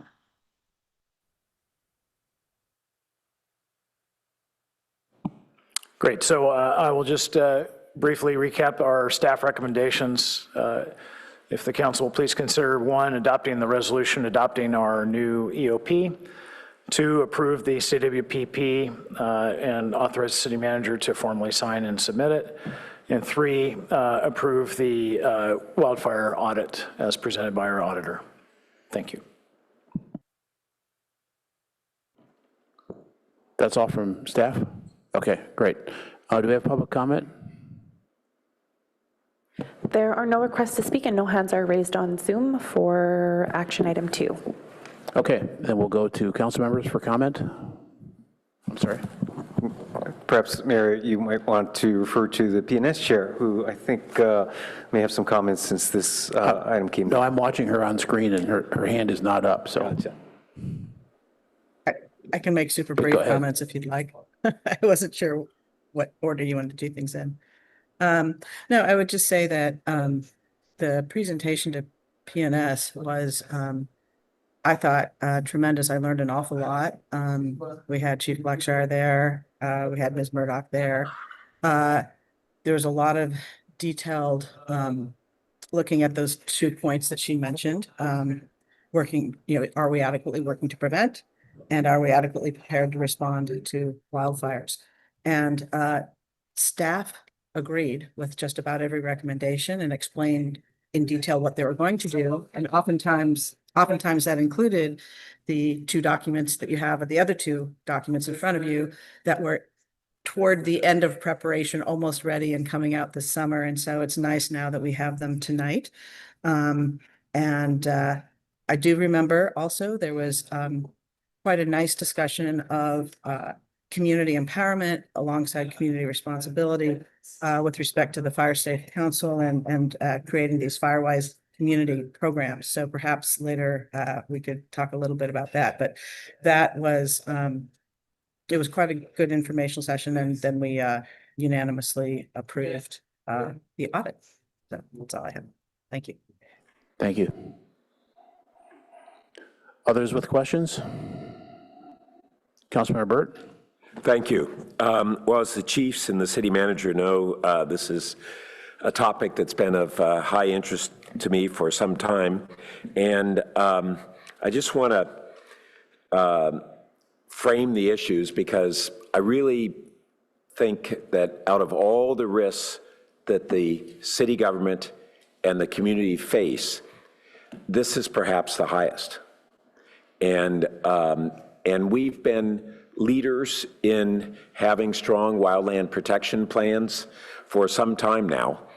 But like most agencies, we had been, until this program, this version, falling into a couple of traps. One is that we all have used looking backward to judge the risk level. And we're in a period where the risk is growing every decade. We had 6 years of huge Northern California mega fires, one that was within our borders, if not for a change in the wind pattern in 2000. And so the risk, it's harder to look and say, we should appraise the risk and the actions based on what we're anticipating of a higher risk going forward than we have today. And the second trap is that most agencies judge the adequacy of their plans based upon how much better their current plan is to the previous plan and how good their current plan is to their neighbors' plans. And instead, we simply need to step back, like I believe this is done, and say, no, we need to have our best appraisal of what the actual risk and consequence, the likelihood of it occurring in the coming decades, and the consequences of that, and have a plan in proportion to that, regardless of what our prior plan was or our neighbors are doing. Although we certainly need our neighbors to step up because the fire won't stop at our city border or a county border. And that's one of the many things that is really advancing in this plan. I want to make sure that my colleagues know that the actual plan is linked in the report. And I'd like to actually ask that the clerk provide the council with hard copies of the plan as a follow-up to the meeting, because it's an important read and a good read. And those risks that we face, You know, we think of the public safety risks of people who might directly perish from the fire. But in 2000, the number of people who are estimated to have died statewide from compromised pulmonary conditions as a result of fire smoke was not the 20 who died directly, but approximately 100 times that. And that doesn't count the accumulation of risk from successive years of wildfire. We grossly underestimate the risks that we face. And not to mention, our flood control is all based upon having a watershed, holding back the waters. The modeling that we do on our flood control and the measures don't even anticipate loss of a watershed. The environmental risks, we've had years, a series of years, where the greenhouse gas reductions from the wildfires in California offset all of the other incredible state advances in it. And then we have concerns over these measures jeopardizing habitat. But what happens if we have a mega fire and we lose all of that habitat? So, and then lastly, economic. The individuals, the private economy impact, especially if we go into the wildland-urban interface, and then the impact economically to the city. And you put all those together, and that is a phenomenally scary set of potential impacts. I do want to, I noted that in the report, there was an interest in having a greater collaboration with Los Altos Hills and Stanford, and for that matter, I'm very interested in the Mid-Penn role in this. And we as elected officials can help support you on challenges that you're having in getting that collaboration, but we need to know about those problems, and we can step up because we have relationships with the elected officials who would drive those agencies. I was interested to see in one of the maps that there is actually a federal responsibility area, and so that's one of the things I'll be interested in learning more about is what's their role when there's that federal responsibility. I also noted that there was an interest in having hardscape around some of the city facilities up there. We can have permeable surfaces that are not hardscape, and I'd encourage us to look at that specifically. So I want to thank you for really moving this plan up, and in particular, the embracing of these emerging technologies, which are really exciting. And I want to commend even our state Senator Becker, who convened working groups and engaged with the state CAL FIRE division that's embracing these technologies to really drive our ability to have technologies keep up with this emerging threat. And it's really encouraging that we're seeing these become implemented and more in successive years. So thanks. Councilmember Stone. Thank you, Mr. Mayor, and I want to add my thanks as well for all the work that's being done. I do think this is one of the great existential threats to the city, and every year we get past our fire season, which I know we don't really have a fire season anymore in California. It's really all year round, but nice to be able to breathe a sigh of relief after we get those first rains. And I was actually just driving yesterday along Page Mill and noticed a noticeable difference as far as the fuel reduction. So great. And so I wanted to say, Chief Lindsay, I know that although you have presented in the past, first time as chief, so well done. Chief Duker, you're a veteran here, so you know what you're doing. Just a couple of questions.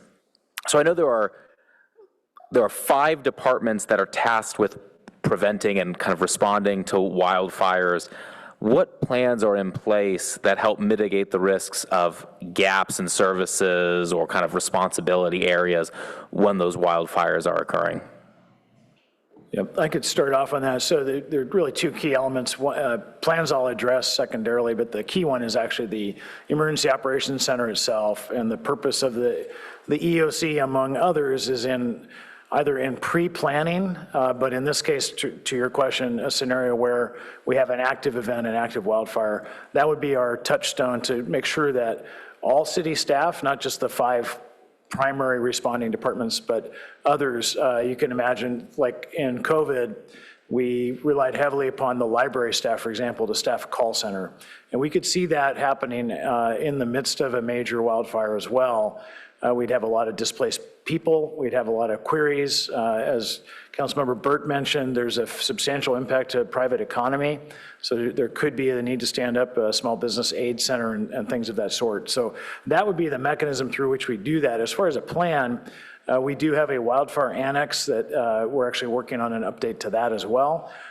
You could refer to our current storm, winter storm, severe weather annex for a model. It's largely analogous, except this is for the wildland urban interface. So that's how we would mindfully do that. As Chief Lindsay alluded to, in the case of any of these fires, even if unlikely, but even if it's wholly contained in our city, it's very likely that we would have many other agencies, not just first responders, but you alluded to the Mid-Penn Rangers, for sure. They would be a part of it.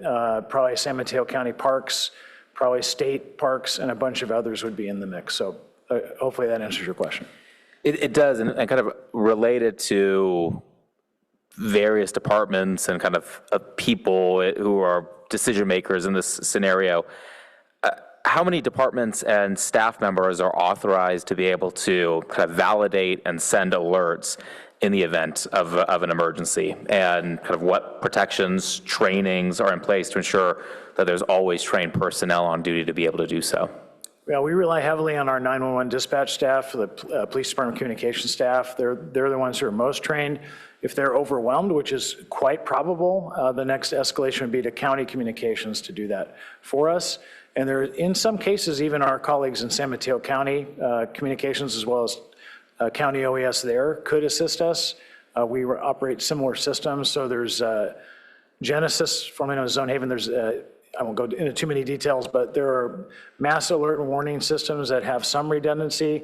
I think it's a fair point, though. We're used to Murphy's Law that these things happen when we have the fewest resources available. So I know that Chief Lindsay and I talked about some of his plans for his first 100 days. I won't steal his thunder, but increasing the number of fire staff, too, who can do that at the instant command level is prudent, and I know that that's part of our plan. So, if I could also add, Councilmember, and perhaps implied in your questions, also the public communication, and that things like our Alert SCC and other means we have of alerting the public of either warnings or more imminent concerns, that we have our staff from the Office of Emergency Services that have direct hands-on the ability to communicate, as well as with our police department, and we also have a good, we'll call it quality control, though it's probably too strong a term for how that's managed with my own communication staff.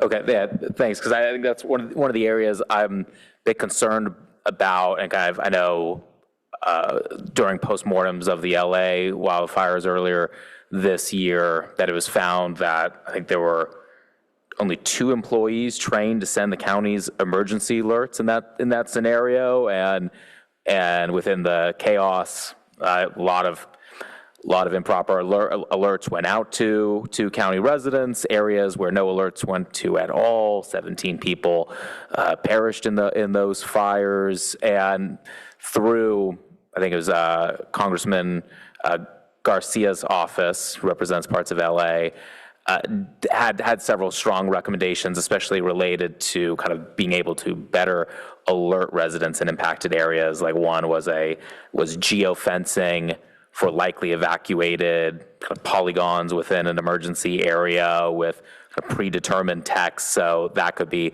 triggered and sent with incredible speed. It seems like Chief Lindsay, you want to respond, so please. Thank you, Councilmember Stone. And yes, that's exactly kind kind of what the first 100 days Chief Duker's alluding to. We've been talking about that is really what does it look like to exercise these early alert systems to make sure that we have redundancies in place, that we have the right stakeholders engaged in those emergency alert systems, and that we can do it in a manner that we can, you know, validate the efficacy of it without creating any sort of paranoia, and making sure it's just a test. And so that's kind of like step one, is really understanding that and making sure that all the stakeholders that have logins to the system understand where they can engage with it. And then the next phase is really looking at what the recommendation was, is exercising an evacuation, and what does that look like, both on a tabletop and then perhaps in real life in a small scale. And just one other dimension, just again to illustrate the complexity, but also the attention that is paid to this area, that you might also be concerned about consistency of information that's shared from one agency versus another, whether it be Palo Alto, Los Altos Sales, Los Altos, other cities. And so our staff, again, maintain very close coordination with other agencies on communication specifically, so that we can avoid any miscommunication or any disparities in the type of communication that's ongoing. If I could add just directly, we do have polygons pre-populated and messaging. Your point is well taken. It's always a staffing issue, and so the more staff that we could build redundancy with, the better, realizing that, frankly, these are all collateral duties for almost everybody. And so even if the County of Los Angeles has trouble doing it, we should reasonably anticipate that we will have trouble too. That said, not to be fatalistic, we will do everything we can to make sure we do a good job. I just want to add that there are many low-tech approaches to this that we're very likely to undertake, and part of our exercises and drills will actually test some of this, which could include simple things like PA systems on vehicles. So one of the challenges for fires that occur at night when people are asleep and their phones are on silent, you can send them all the messages you want and they get 0 of them. But if a Ranger truck goes by blaring the horn and talking on the loudspeaker, you have a better chance of waking people up, and good old-fashioned knocking on doors too. So we'll try kind of the belts and suspender method as best we can. Hope that helps.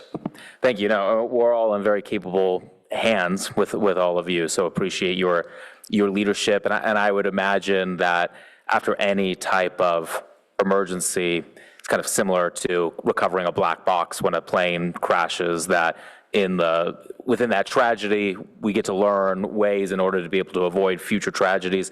And I would imagine the lessons that we've learned from the LA wildfires earlier this year, including others, have informed this plan. So appreciate your work, and we should sleep a little better because of this updated plan. So thank you.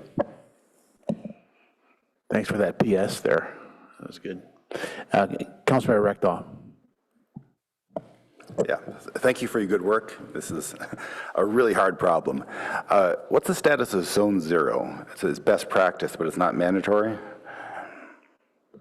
So Zone 0 is something that just came out for those of you who haven't seen it through CAL FIRE, which is the first 5 feet around somebody's house to have hardening. And so it goes in combination with home hardening efforts such as changing out the siding of your house, also looking at your roofs if you have wood shake roofs, which we fortunately don't have as many of anymore, but there are still some homes out there, and then around the perimeter of your house as well. It includes things such as fences that are touching the sides of your homes, wood fences that is, things that could lead to what we call as ladder fuels to a house to help a house ignite, including some of the exotic shrubbery or foliage that people plant around their houses, and being aware that some are more hazardous than others to wildfire. And so reducing your risk by keeping that 5-foot perimeter around your house, also reducing any sort of boxes and those kind of things as we all get deliveries nowadays, just being cognizant of that. And so Zone 0 in conjunction with home hardening, such as some of those more construction efforts, can severely reduce the risk of a loss of a house during a wildfire. As far as enforcement goes, we are not enforcing Zone 0 right now, so that's more of a community-driven initiative. One of those things, though, that we would ask our community, and I want to just echo, Alert SCC is the way that everybody should sign up, so you know if there's a community alert. Zone Haven, also known as now as Genesis, it's on our fire department website, Know Your Zones. And then the other thing is really just doing your own sort of walk around your house and making sure that you don't have any flammable items that are up against the side of your house. For our neighborhoods up in the Wildland Urban Interface, everything west of 280, one thing that I would recommend is to explore Firewise. So one of the findings from Baker Tilly was for us to engage and have Firewise communities within the foothills. That is not a thing that is driven by our side of the table. That's a community-driven thing. The good news is that we do have support, though, and so our Fire Safe Council has folks that can help come into a neighborhood association or a group and say, here's what it takes to sign up to be a Firewise neighborhood. There's certain stipulations, a certain amount of homes, contiguous properties need to sign up and engage in the program. They pay a nominal fee each year, and then the first year you have to log 1 hour of work. So each property owner has to log 1 hour of work, but it's a commitment and it's a statement to your neighbors and to your community that you care about wildfire and you want to reduce the risk. And so that's something that we were strongly encouraging from the findings of this. Thank you. Yeah, I worry about resistance to zone zero because people don't like change. They've always had shrubs around their house and they don't want an ugly house. And so if we really can find some examples of classy looking houses that say, hey, you're not doomed to have an ugly house. I think that'd be very helpful to encourage people to do zone zero. Because if your house burns, it may fly and start embers on my house. So it's just not a personal issue. It's a neighborhood issue. Second thing, BurnBot. It was developed up at Stanford. Do we have any experience with BurnBot, or do we plan that? So with BurnBot, I can speak to it first, unless Chief Duker wants to. It's a really interesting technology because what it does is it's basically, for those of you that don't know, is a large piece of machinery that drags behind some sort of a towing device and then actually burns the soil and the shrubbery and the grasses down to what we call mineral soil. Now it does it in a way that's fully contained in a box, and it's not like an open burn where in traditional situations we would light a fire on the ground and then try to contain it. This actually does the lines on the ground. It can either do containment lines around an area, or as we call in the fire service, a section of land that you're going to burn, or it can create just fuel breaks, such as what you would do with disking or with tractor or mechanical. And so Stanford did participate in some areas. They've been testing and seeing what the impacts are to the native grasses regrowing in those areas and what that looks like versus invasive species of different foliage that could come back. And so that's kind of where it left off last when I talked to Stanford about BurnBot, but very interesting technology, and it's something that's emerging and maybe something that we want to explore using in some of our areas. And so BurnBot is just for grassland, or if you cut off shrubs, can it go over the roots of the shrubs too? My understanding is that it can grow over shrubs as long as they're cut short, but it is a large piece of apparatus. And so in some of those harder to get areas, like our foothills, we would have to explore different technologies. Right now, our rangers are using, I believe I don't know if the formal name for it is the green machine, but it's basically this lawnmower on steroids that is remote controlled, and it's able to climb up into hillsides where traditionally it would be very hard for even regular people to get into. And they've been making some substantial progress in our foothills already with just that machine alone. So there's a lot of different technologies out there that we use to reduce fuels, and we have to keep an eye on some of those emerging ones to see what those best practices are. And we talked in the document, it talked about trimming along roadsides. And we do that all along public spaces. What about private land? Can we get easements to cut there? So along roadsides, there is a process to get easements.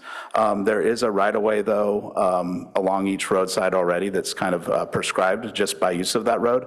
And so in most of our areas in Palo Alto, we haven't had difficulty doing the roadside clearing. There are some areas to note, though, where there is a fence that is closer than probably what a typical easement access would be. But in those areas, I think there's been some outreach to encourage the property owners to do their own work on that side as well. Okay, and finally, we talked about early alerts, but people can get alerts and say, oh, I'm gonna hang out at my house. They don't wanna leave their house. How do we encourage people to leave the house? I think when you get an alert to leave, you should leave. Everybody should have a plan. There's a lot of information on our website. Also, Chief Duker has a lot of information as well, but getting out early is important, and I'll let Chief kind of take it from here. Yeah, this transcends from the fire service to the law side. So we don't have, there's no such thing legally as a mandatory evacuation, even though that term is used. So people do have the right to stay, even though we would strongly advise against it. Just as you don't have to be transported by a medic, you could, against medical advice, AMA yourself and not be transported. So, so early alerts, what we were talking about is actually the ability for us to have early detection on the public safety side. When we issue alerts and warnings or advisories, kind of using the National Weather Service model, the state of California best practice is a program called Ready, Set, Go, meaning before fire season, you should be ready. You should have your if you have pets, for example, have a carrier for your dog, whatnot. Set means, hey, we're in a situation where you have a heightened risk, and go, as the fire chief just said, is hey, it's time to leave and not hesitate. The thing that causes fatalities in these fires are the people who vacillate and they leave late. So our please leave early and save everyone is the other way to save Ready, Set, Go. And so if you're going to stay, God bless you, we can't do much about that. I think it's really important to understand that firefighters get in a very bad situation when they realize that there's an occupied structure or there are people at risk, as opposed to making a more scientific decision that, hey, that property is not savable, right? It would be much better to not have humans in the mix when we're making a very hard choice. It changes your priorities sometimes. Exactly. Yeah. Okay, thank you. Councilmember Liu, and then we'll go to Vice Mayor. Thank you. I really appreciate the work from our chiefs and our auditor for this item. I was on policy and services and also appreciated your collective patience answering many of my questions. In general, I'm happy to approve this forward and move this forward and approve it, of course. I sometimes have mixed thoughts when audits are generally positive, like this one is, which is great. But we've also heard some discussion of things like Firewise communities and zone zeros or other technologies that we could explore. So are there any ordinances or tools from the city or from the county that you think political or elected entities should try to pursue or at least investigate? Anything that we can do that could potentially make us more resilient and make your jobs easier. Yeah, and I'll echo what Councilmember Burt said, which is sometimes, the elected officials need alignment. I'll just say that all of our partner agencies, from my perspective, and I'll let the fire chief speak independently from his, but we don't have those kind of obstacles, thankfully. I know that they do exist in other parts of the country and the state and all the various frictions that could exist, but we have a very strong working relationship with our peers, whether they're state agencies or special districts and so forth. As far as technologies, well, we could always ask for more budget. We're in a constrained fiscal environment, so we're not going to, but we are certainly inclined to get creative. I think one of the things that Chief Lindsay and I are looking at in particular are regionalization. So not every agency needs a certain widget or capability. In many cases, as we've done with N5 sensors, it just makes better common sense to do a regional approach, whether that's 3 or 4 agencies or multiple counties. And so from my perspective, having done this for a while, I think that's a prudent way forward, but we don't need any particular assistance to answer your question. And I'll turn it over to Chief Lindsay. Yeah, I think from my perspective, it's echoing what Chief Duker just said. We have tremendous support from both our county and over our borders. Woodside Fire Protection District, their battalion chiefs and our battalion chiefs routinely get together before wildland season to talk about communication strategies and also resources. We participate in a regional-wide training that some of you may have gone to, which is our annual wildfire drill. And then each month we do what's called a strike team drill, which is exercising all of the Santa Clara County Mutual mutual aid partners to respond to a specific location on a common operating channel with equipment and with the appropriate personnel. And so as simple as that sounds, it's actually something that needs to be exercised and practiced. And so looking at best practices moving forward is radio communications are always one of those lessons learned on these incidents. And so making sure that we have a common operating channel for these incidents. And then as we bring in state resources or air resources, we look at what operating channels those work on. And so all those things come into effect, but to say that we actually have a lot of support around us, and we also provide support to our neighboring agencies when they're in need. Okay.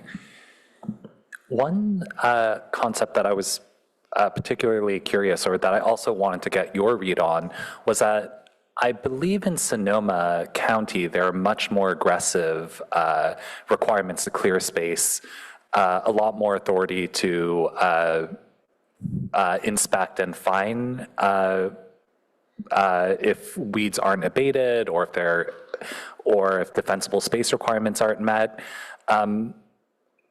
That's my loose interpretation of some of the rules that I've heard from friends in Sonoma County. So there is an option for the council to look at more aggressive ordinances, right? And I'm curious if you've thought about that and what your thoughts would be. Yeah, so I'm not particularly familiar with Sonoma, but I know that Marin does quite a bit as well with wildfire preparedness and response, and also public education. As far as how we approach this is we always encourage to educate people first and encourage them to take action on their own.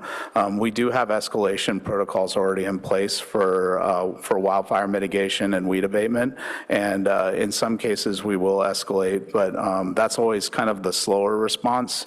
You're always going to get the actual objective, which is to reduce that fuel risk during that season, and that's through education and then kind of setting up some reasonable goals for homeowners sometimes. And so of our 130 so homes, that's what we do in the WUI, that is.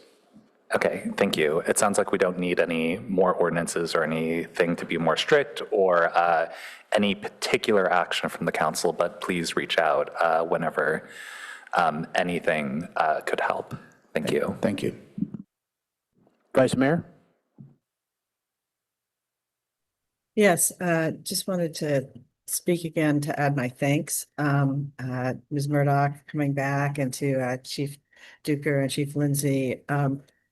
It was at the PNS meeting, it was as if our appetites were whetted to see what was going to come. And now seeing these work products, it is really encouraging, and can give us as much peace of mind, I think, as one can have in this current climate. I just wanted to, I think council members Stone and Reckdahl asked most of my questions, so I can be pretty brief. I'm glad that you reiterated the bit about the Firewise Communities program, and that really is a community initiative. But is that the kind of thing that we electeds could do just on our own with people we know, to try to encourage, a robust uptake of that? I think it's a public education component. So obviously, everybody here in this room could echo that message to the community. But that's an initiative that is driven by the homeowners up in the WUIs and engaging with the Fire Safe Council. Well, and if I could, Chief, just to reinforce the Vice Mayor's point, I think, yes, ultimately person-to-person reinforcement, certainly as we hear from individual residents who perhaps have that concern, that it is an opportunity for them to get directly involved. Yeah, that's great, because I know it's sort of on them and not officially the city staff, but we have fellow residents that we can speak with, and because it also picks up on the point about Zone 0 and home hardening. And somebody mentioned the lessons we learned from the LA wildfires, and talk about education and motivating people to do it. Yeah, I don't really want to take down the plants I've curated around my home, but when you watch look at the videos or the photographs of the homes that are standing in the, both in LA and in Maui, where there was that tragic fire, that had that zone 0 around them and they're virtually untouched and it's just devastation for blocks, that is a motivator. And that kind of education and those kinds of learnings, I think would help us want to take the responsibility on ourselves, because it both scares and encourages you, right? Because there is a way to do it, but then you look at this one house and you look all around it and you think, oh my goodness, I want to be that house. So I think just, and I know that that is part of the education campaigns that are out there, but for all of us to know that and share that, I think that would have more of an incentive than just describing it to people. And then just wanted to follow up quickly on the N5 wildland smoke sensors and that there are 50, I guess, in the network now. That is just terrific. And now I think I mentioned once before, I've heard board President Supervisor Lee talk about how he was so excited that the county had invested those after we did, right? They were so impressed by what we had done that they went and invested as well. Just quickly, I think this is subsumed in your answers to Councilmember Stone's questions, but that network, who all does that alert? So opposed to our affirmative reaching out, like who all monitors those sensors? So I think it was between like Los Altos Hills and us and Stanford, perhaps? Yes, so as far as the M5 sensors go, there's a dashboard, and then on the back end, there's enrolled users. In that system, we have users that are enrolled for alerts through the city of Palo Alto, and also our fire personnel, and then as well as Woodside Fire Protection District, Los Altos Hills, and some other partner agencies, including our rangers. Got it. So that just goes out automatically. You don't have to affirmatively do something because the right people are enrolled with the right sensors. Is that the idea? Yes, and they get push notification, and I'd be remiss if I didn't say Stanford because they've been a big partner in this. Yes, great. Okay, well, that's all I have, but thank you so much for developing this and bringing it forward. It is absolutely essential in our current circumstances. So thank you. Yeah, very, very good work and a very clear presentation, and the collaboration between the two chiefs is obvious. So thanks for that as well. Good council member comments. Let's turn that into a motion.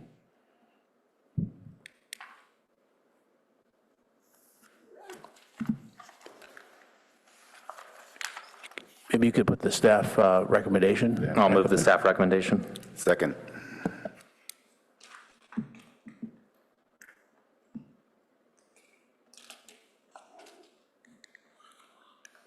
Would you like to speak to it? No need. Same with second? Yeah. No need.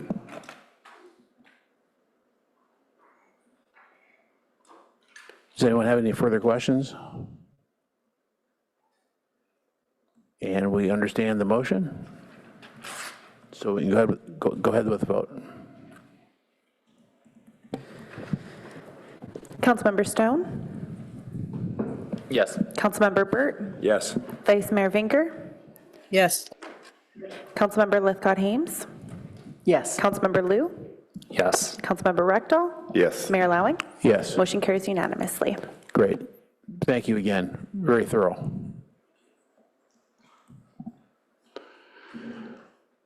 All right, that brings us to our next item, which is a couple of closed session items. We're about a half an hour behind. We are going to go into closed session on those two items. The estimated time of return is always an estimate, and as I said, we're already behind, so I would guess about 9 o'clock perhaps. So we will return at that time. Thank you. Mayor, we do have one request to speak for public comment. Oh, I'm sorry. And I believe you need a motion to go into closed as well. session. Correct.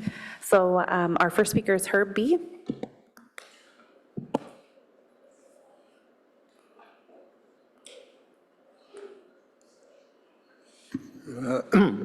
Mayor Lowing, council members, this is the time for public comment on the subject of item 4, but the public has no indication from the council as what standards are being used by the council to evaluate the city manager and therefore can't speak directly to them.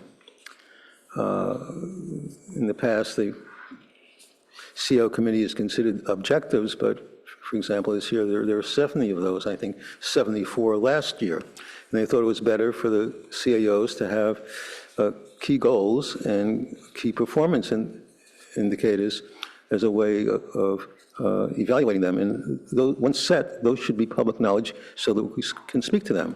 Others think the proper thing to think of is that the council sets policy and the manager implements it, but as you could see from public comment, there are a wide range of policy issues, more than even the 70 objectives for your key policies.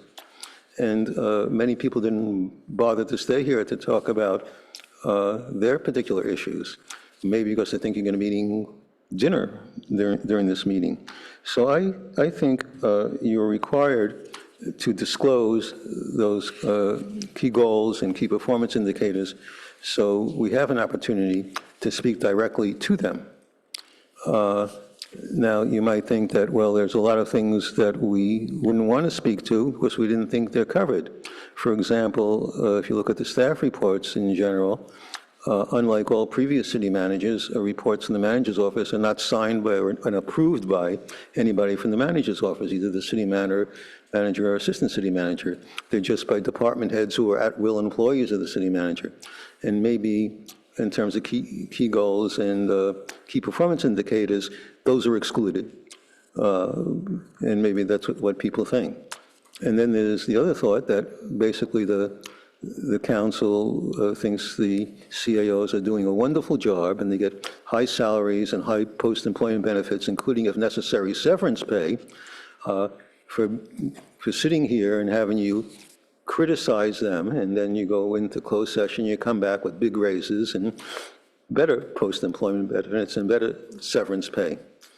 And also, based on past performance, you may be using this time to have dinner. One comment on Vice Mayor Vinken's participation, maybe someone from the city attorney's office can tell you whether the law requires her to say whether there's anybody in the room with her, and if so, who they are, and what their relationship is, if any, is to agenda items. Thank you. That concludes public comment on closed sessions items 3 and 4. Thank you. Can I have a motion to go into closed session? I so move. Second. Clerk, please call the roll. Mayor Lowing, Yes. Councilmember Liu, Yes. Councilmember Burt, Councilmember Reckdahl, Yes. Councilmember Stone, Yes. Vice Mayor Vinker, Yes. Councilmember Lithcott-Hames. Yes. Motion carries unanimously. Thank you. I will return and report out, and then we have other agenda items after that.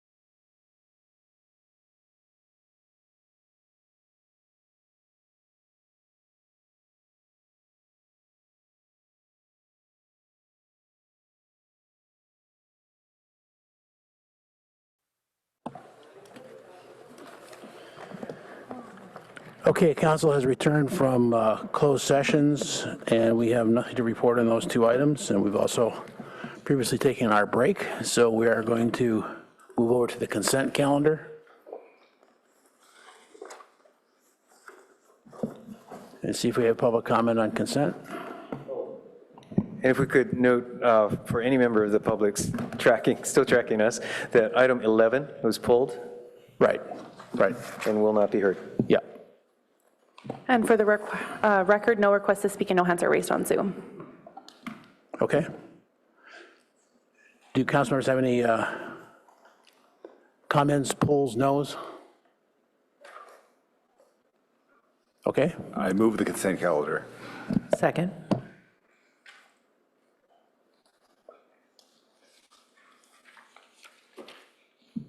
Go ahead. Councilmember Lithcott-Hames? Yes. Councilmember Rectal? Yes. Mayor Lowing? Yes. Councilmember Burt? Yes. Vice Mayor Vinker? Councilmember Liu? Yes. Councilmember Stone? Yes. Motion carries 601. Vice Mayor Vinker absent for the vote. City manager comments? Yes, just note, given the hour, we'll dispense with the presentation. A presentation or slides have been distributed in your packet as well as available to the public. The one thing I did want to mention to the council is that staff is working on adding an item to your agenda, hopefully a consent agenda next week, to provide some utility payment relief for federal workers and customers or residents that are part of our qualified income rate assistance program. So this would waive late fees that would otherwise be due for utility bills that are occurring during the federal shutdown. So again, hope to finalize that and bring it forward for your approval next week. Okay, thank you. And I'm going to move that we shift the calendar to next week because it may go too long. So is that acceptable? City Clerk? From a staffing perspective, it should be a quick item. We only really have 2 questions, and the plan is to bring this back on consent for approval. So we're really looking for direction on 2 main areas, and hopefully that'll be quick. And if we were to defer this to next week, I think next week's agenda is pretty packed, so I'm not sure that would be. It might be helpful, Mayor, if we know if council expects this to be a substantive discussion or. Yeah, so I was going to ask if anybody has comments based on what the city clerk said. My concern is we've already been at this 6 hours, and yes, it's going to be long next week too, so. We did start an hour early today.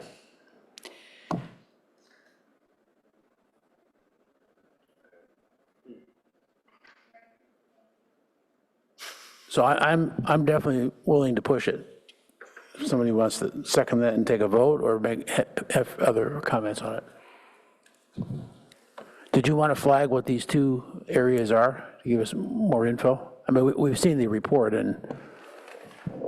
but it seems like there's a lot of second choices that we have to make on meetings where there are holidays, and that just, it feels to me like that could get carried on. Sure. So the 2 things we're looking for are your preferences on having special meetings on the 3rd Wednesdays versus the 4th Mondays. And then the second area of input we're seeking is the date for your city council retreat. We flagged 2 dates in January.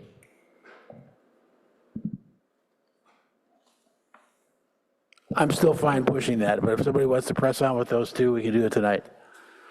I'm not seeing any seconds that are either way. Yeah, Councilmember. I think because the vice mayor isn't here, and this is something that's about everyone's calendars, and she's not able to weigh in right now, I would love to have this conversation in a meeting where all 7 of us are present. Yeah, I think that's another good point. All right, we'll push it to next week and maybe jiggle it around and make sure we get to it for sure. Okay, then we are going to adjourn, but I'm going to reflect on the recent death of community member Jessica Roth, one of the owners of the Cavalry located on Cal Ave, a well-known business that served Palo Alto community since 1940. Over the decades, Jessica was a steadfast advocate for Cal Ave and actively participated and engaged in numerous city initiatives and projects, always striving to bring more vibrancy and a deeper sense of connection to Palo Alto. So we honor Jessica, a devoted wife and mother and sister and daughter, and member of the Palo Alto community, whose dedication and love for the city will be fondly remembered. So we adjourn in her honor. Thanks very much.